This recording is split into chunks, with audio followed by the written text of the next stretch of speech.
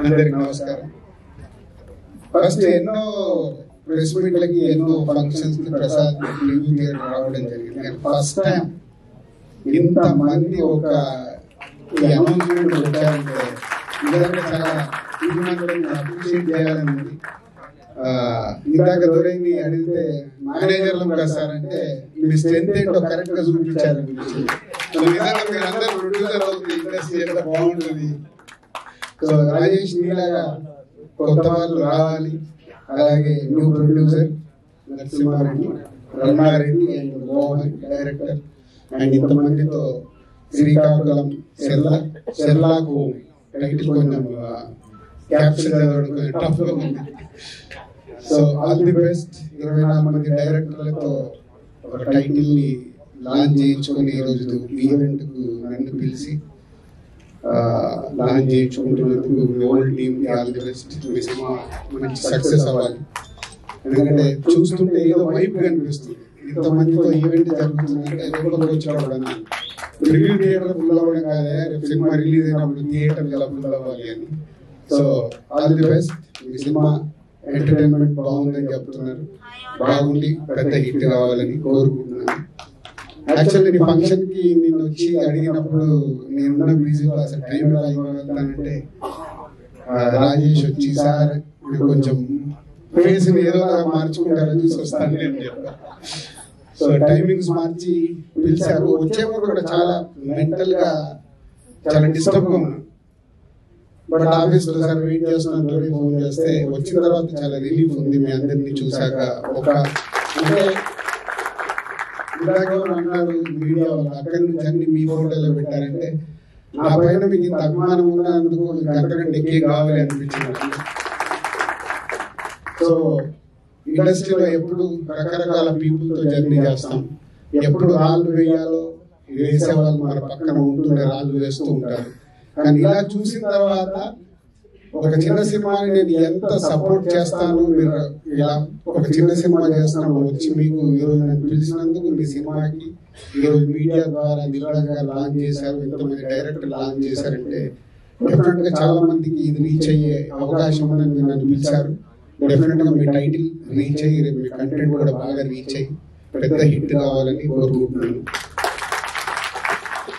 And ఇందాక నేను రాళ్ళు వేశారు అనే టాపిక్ తీసా, క్షమించాలి. మీరు స్టేజ్ ని కొంచెం 2 నిమిషాలు హైజాక్ చేస్తున్నాను. ఎందుకంటే దిల్రాజు మీద ఎప్పుడు రాళ్ళు వేసే వాళ్ళ గురించి కూడా అభిమానిస్తున్న ఇంతమంది ముందు వాళ్ళ గురించి కూడా మాట్లాడాలనిపించి 2 నిమిషాలు మీడియా వారికి ఇది నా పర్సనల్ స్టేట్మెంట్ చెప్పాలనుకున్నాను. ప్రతి సంక్రాంతికి సినిమాలు రిలీజ్ అవుతుంటాయి. రిలీజ్ అవుతున్నప్పుడల్లా డైరెక్టర్ ఇండైరెక్ట్ నేను కష్టపడి ఎదిగి వాళ్ళ ఇండస్ట్రీలో ఈ పొజిషన్ లో ఉన్నందుకు ఎప్పుడు ప్రతి సంక్రాంతికి ఏదో రకంగా కాంట్రవర్సీ చేస్తూ నా పైన ఆస్తులు చేస్తూ ఉంటారు. అది ఆల్మోస్ట్ మీరు అందరికి తెలియదు కాదు, 7-8 years నుంచి నడుస్తున్నాం. సో నేను చిరంజీవి గారు మాట్లాడుతూ వారు ఎంత బాగా చెప్పారు, దిల్రాజుకు తెలుసు దేనికి ఎలా ఏం చెయ్యాలి అని ఈజ్ ఎక్స్పీరియన్స్ పర్సన్. కానీ ఈరోజు కొందరు వెబ్సైట్లలో చిరంజీవి గారు మాట్లాడిన దాన్ని ఇంకొకలాగా టర్న్ చేసి రాశారు. అవి 2 ప్రముఖ వెబ్సైట్లే. అంటే మీరు నా పైన ఏదో రాసి మీ వెబ్సైట్ ఇంపార్టెన్స్ పెంచుకోవడానికి వేరే వాళ్ళు ఎందుకు వాడుకుంటున్నారు? మీకు ఇది అవసరమా? అంటే దిల్రాజు ఏం రియాక్ట్ అవ్వడు, సాఫ్ట్గా వెళ్తాడు అనుకుంటున్నారా? తాట తీస్తా. చాలా రోజులు ఓపిక పడుతున్నాను. ఎందుకు సాఫ్ట్గా వెళ్తాం. సంబంధం లేకుండా పోనీ ఆ ప్రొడ్యూసర్ వచ్చి మీ దగ్గర మాట్లాడారా? మీకు ఎంత దమ్ము ఉంటే ఆ ప్రొడ్యూసర్ అన్ని స్టేజ్ పై పిలిచి కూర్చోబెట్టి క్వశ్చన్స్ ఏమి వేయండి. ఎందుకు ప్రతి సంక్రాంతికి నన్నే టార్గెట్ చేయాలి? ఇంతమంది నన్ను అభిమానిస్తున్నారు కదా. 95% నన్ను ఇష్టపడతారు, 5% ఇష్టపడతారా? ఇష్టపడ వాళ్ళు ఇష్టం. ఒక మనిషిగా నేను అందరినీ సాటిస్ఫై చేయలేదు. సాటిస్ఫై చేస్తున్నాను కాబట్టి ఇండస్ట్రీలో నాకు ఈరోజు ఇంత మంచి పేరు ఉంది. మీ అందరికీ తెలుసు దిల్రాజు అంటే ఒక బ్రాండ్ బిల్డ్ చేశారు. వ్యాపార పరంగా వచ్చే కొన్ని కాంట్రవర్షియల్స్ ని మీరు అడ్వాంటేజ్ గా తీసుకొని ప్రతి సంక్రాంతికి మీ వెబ్సైట్లు, మీ కొన్ని యూట్యూబ్ ఛానల్స్ కొన్నిటికి వాడుకుంటున్నాం. అది 100% తప్పు. మొన్న జరిగిన ఈ సంక్రాంతి రిలీజ్ల గురించి ఛాంబర్ లో మీటింగ్ పెట్టి ఛాంబర్ ద్వారా డీల్ చేసి రవితేజ గారిని కన్విన్స్ చేసి ఒక సినిమాని సంక్రాంతి నుంచి జరగడం, అది ఎంత కష్టం అది మాకు తెలుసు. తర్వాత ఒక 4 సినిమాలు మళ్ళీ కూడా రాశాడు, దిల్రాజు గారు ఒక తమిళ సినిమా రిలీజ్ చేస్తున్నాడు. ఎవరికి చెప్పాడు నీకు నేను రిలీజ్ చేస్తున్నానని? ఎవరు చెప్పాడు? ప్రూఫ్ ఉందా? నేను చేస్తున్నానని ఉందా? ఆ తమిళ సినిమా కూడా రిలీజ్ పోస్ట్పోన్ చేయించింది నేను, తెలుగులో రిలీజ్ వద్దు అని. మీకు తెలియని న్యూస్ రాసుకుంటూ ఎందుకు వాడుకుంటున్నారు? ఇందాక నేను తాట తీస్తాను, ఈజీగా తీసుకోవద్దు. నా పైన ఏదైనా రాస్తే, తప్పుడు రాతలు రాస్తే, మీకు తెలియకుండా కాంట్రవర్సల్ చేస్తే ఈ రోజు నుంచి నేను ఊరుకో. ఎన్ని రోజులు నడిచిపోయింది, అది గుర్తుపెట్టుకోండి. 4 సినిమాలు రిలీజ్ ఉన్నాయి. మహేష్ బాబు గారు, వెంకటేష్ గారు, నాగార్జున గారు, దాంతో పాటు హనుమాన్ సినిమాని రిలీజ్ ఆపాలి అని చెప్పాను, రాశారు. ప్రొడ్యూసర్ని, డైరెక్టర్ని నన్ను పిలిచి నేను సినిమా ఆపాలని అడిగాను. సినిమా 14వ తారీఖు రిలీజ్ చేసేయండి అని చెప్పాను. 12 మహేష్ బాబు సినిమా ఉంది కాబట్టి 14th చేస్తే మీ సినిమా ఉపయోగం, మీ సినిమాకి నంబర్ ఆఫ్ థియేటర్స్ దొరుకుతాయి. కానీ దాన్ని ఇంకొక విధంగా మార్చారు.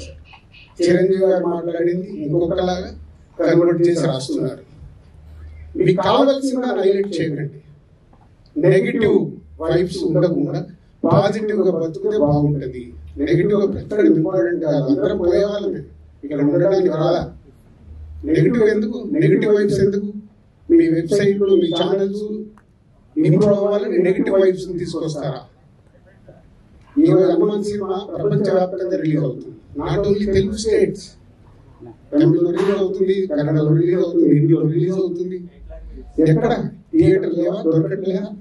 మీకు తెలియని విషయం ఏంటంటే నైజాంలో 7-8 సెంటర్లలో Mahesh Babu cinema, Hanuman cinema release అవుతుంది. వెంకటేష్ గారి సినిమాకి, నాగార్జున గారి సినిమా థియేటర్ లేదు. మీకు తెలుసా? అది చిరంజీవి గారు, Nagarjuna garu, Venkatesh garu, they are not a small heroes. 30 ఏళ్ళ నుంచి ఇండస్ట్రీలో ఒక స్టార్ హీరోగా ఉన్న ఇమేజ్ ఉన్న వాళ్ళకు కూడా థియేటర్ లేవు. ఇవి మీకు కనిపించవు. ఎంతసేపు వాళ్ళకు రావాల్సిన మైలేజ్ గురించి ప్రయత్నం చేస్తూ, సో ఈ రోజు కొన్ని కోట్లు ఖర్చు పెడతారని ప్రమోషన్ హనుమాన్ సినిమాకు వచ్చింది. గుడ్, చిన్న సినిమా సూపర్ హిట్ కావాలి అని మనస్ఫూర్తిగా కోరుకుంటున్నాను కూడా నేను ఒకటి. ఎందుకంటే సినిమా ఆడితే లోపలికి పెరుగుతాం, మన చేతిలో ఉండదు. మనం కష్టపడి సినిమా తీస్తాం. ఇవి తెలియకుండా పిచ్చి రాత్రులతో ఏం చేద్దాం అనుకుంటున్నారు? మళ్ళీ మళ్ళీ మళ్ళీ చెప్తున్నా, నా గురించి ఎవరన్నా తప్పుగా నా పేరు పెట్టి రాస్తే తాట తీస్తా. దీంట్లో తేడా లేదు. నిజాయితీగా మీకు ఏదైనా న్యూస్ ఉంది రండి, 24 hours అవైలబుల్. మీకు ఏదైనా న్యూస్ కావాలి, సార్ ఇలా ఉంది, ఇదేంటని అడగండి, నేను సమాధానం ఇస్తాను. నా పిఆర్ఓ కూడా మాట్లాడారు డైరెక్ట్. ఎప్పుడైనా మీ మీడియా వాళ్ళందరికీ తెలుసు అవైలబుల్ ఎనీ టైం. మీ మెసేజ్లకు నేను రిప్లై ఇస్తాను, మీ ఫోన్ కాల్స్ నేను రిప్లై ఇస్తాను. చెప్పండి మీ మీడియా వాళ్ళందరూ ఎప్పుడైనా నేను లేనా, అవైలబుల్ లేనా? దేనికి? మీ మైలేజ్ కోసం నువ్వు వాడితే మళ్ళీ మళ్ళీ చెప్తున్నా, తాట తీస్తా. గుర్తుపెట్టు. మీ డయాస్ వాడుకోవాల్సి వచ్చి చాలా ఎమోషనల్ ఉన్నా. ఎందుకంటే 2-3 ఫోన్లు చేసి వాళ్ళు బాధపడుతుంటే థ్యాంక్ యూ రాజు గారు, థ్యాంక్ యూ సో మచ్. ఈ రోజు ఇంత మంచి ఫంక్షన్ చేసుకోగలిగాను సార్. నా మాట వచ్చినందుకు చాలా సంతోషం సార్. థ్యాంక్ యూ దిల్రాజు గారు, thank you so much. Of course Dil Raju గారు అంటే ఒక బ్రాండ్ తెలిసిందే. సో ఎస్, దిల్రాజు గారి చేతుల మీద ఇవాళ ఇక్కడ లాంచ్ అవ్వడం చాలా చాలా happiness. And thank you so much Dil Raju గారు, thank you so much for your support.